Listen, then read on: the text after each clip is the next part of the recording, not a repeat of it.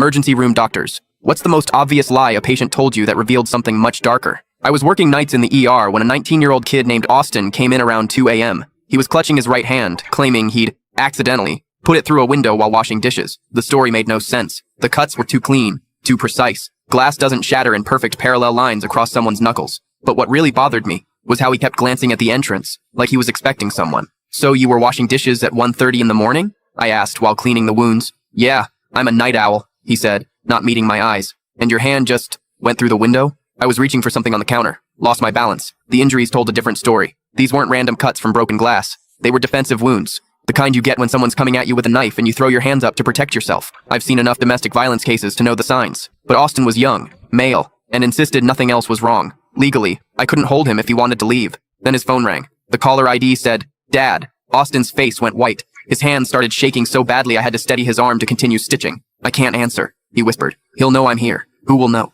"My father. If he finds out I went to the hospital." The pieces clicked together. The defensive wounds. The terror in his eyes. The carefully constructed lie about washing dishes. "Austin," I said gently, "did your father do this to you?" He broke down completely. For the next hour, he told me everything. How his father had been beating him since childhood. How it escalated when Austin turned 18 and couldn't leave because his father controlled his college fund. How last night, when Austin suggested moving out, his father had come at him with a kitchen knife. "I tried to block it," Austin said. "He was aiming for my face." The phone rang again and again. "He knows I'm gone," Austin said, panic creeping into his voice. "He always checks my room at night. If I don't answer, I made a decision. I told Austin I was admitting him overnight for observation, a legal way to keep him safe while we figured out next steps. I called hospital security and gave them his father's description with instructions not to let him up. At 4 a.m., a man matching that description showed up, demanding to see his son. Security turned him away, but he waited in the parking lot until morning. I connected Austin with a social worker who specialized in adult domestic violence cases. By noon, we'd found him a safe house and helped him file a restraining order.